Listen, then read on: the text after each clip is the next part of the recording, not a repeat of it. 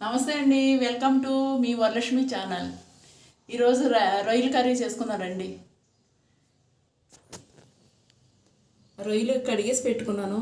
అందులో ఉప్పు, పసుపు, నిమ్మకాయ చెక్కేసి మళ్ళీ సాఫ్ చేసుకోవాలండి. నీసు కొంపు రాకుండా ఉంటుంది, మంచిగా ఉంటుంది.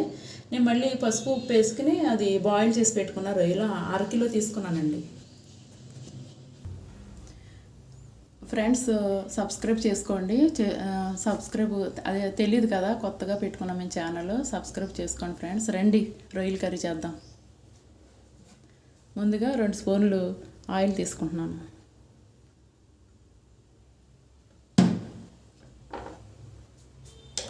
ఇప్పుడు ఆనియన్ వేసుకోవాలండి. నేను ఒక ఉల్లిపాయ తీసుకున్నాను, పెద్ద ఉల్లిపాయ. ఆనియన్ వేస్తున్నాను.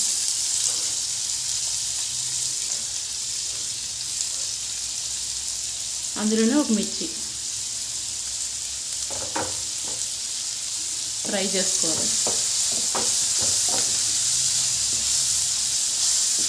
కొంచెం బ్రౌన్ కలర్ వచ్చేదాకా ఫ్రై చేసుకున్నాను మంచిగా.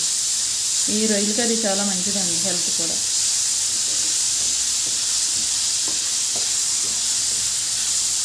ఇప్పుడు ఫ్లేమ్ నేను మీడియంలో పెట్టుకుంటున్నానండి. ఫ్రై అయ్యేదాకా మనం ఇలా కలుపుకోవాలి.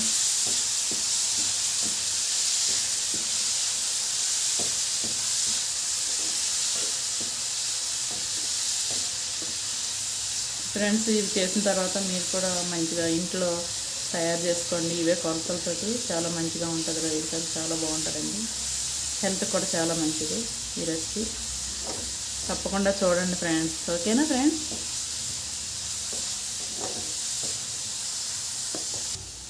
ఇప్పుడు కొంచెం బ్రౌన్ కలర్ వచ్చిందండి. ఇందులో కరివేపాకు వేసుకుందాం. ఇది చాలా బాగుంటుందండి, మంచిది కూడా. ఇది కొంచెం లైట్గా ఫ్రై చేసుకున్న తర్వాత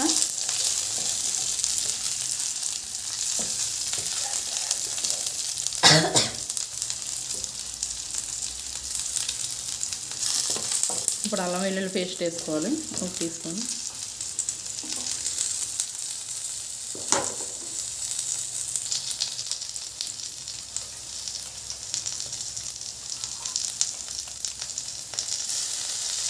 తీసుకుని వేస్తానండి అల్లం వెల్లుల్లి పేస్ట్. కొంచెం ఫ్రై చేసుకుని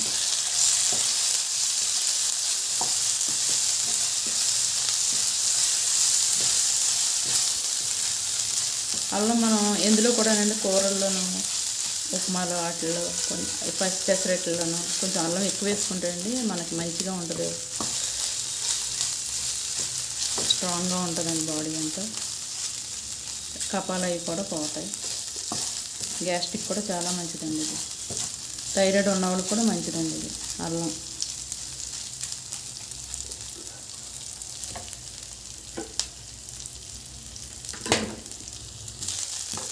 ఇప్పుడు ఇది వేగిందండి. ఇప్పుడు 1/2 కిలో తీసుకున్నాం కదా రొయ్యలు, అవి వేసేస్తున్నాను. కొంచెం ఫ్రై చేసుకున్నాం.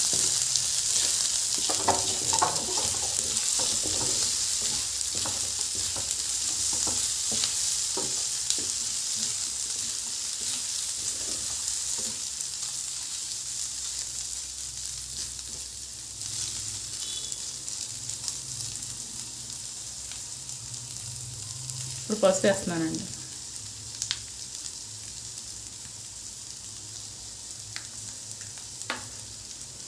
పసుపు వేసి ఒకసారి కలుపుకున్నాక తర్వాత కలర్ వస్తుందండి.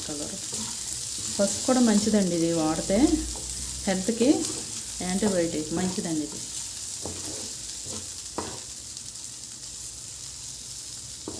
ఓకేనా? ఇప్పుడు సాల్ట్ వేసుకుందాం.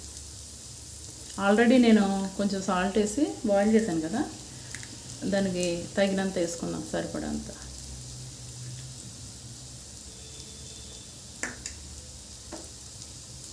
కారం వేస్తానండి, 1 స్పూన్ కారం వేసేసి కలిపేసాను. ఇప్పుడు మసాలా పౌడర్ వేసుకున్నాం. 1 టీ స్పూన్ మసాలా పౌడర్ వేస్తున్నానండి. ఇందులోనే ధనియాలు, జీలకర్ర, గసగసాలు, దాల్చిన చెక్క అన్నీ వేసిన పౌడర్ అండి ఇది. మిక్సీ కొట్టుకున్న పౌడరు. ఇది కొంచెం ఫ్రై చేద్దాం.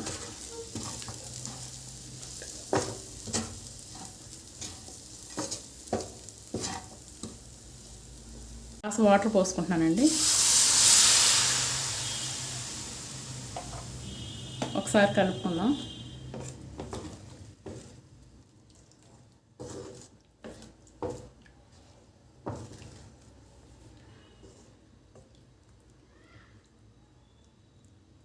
ఇది ఒక 50 మినిట్స్ ఉడుకుతుందండి. అలా వదిలేద్దాం మూత పెట్టేసి. ఓకేనా?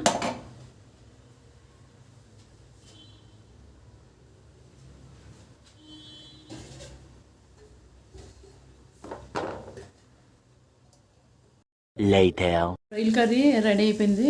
నేను స్టవ్ ఆర్పేసుకుంటున్నానండి. కొత్తిమీర వేసి గార్నిష్ చేసుకున్నాను.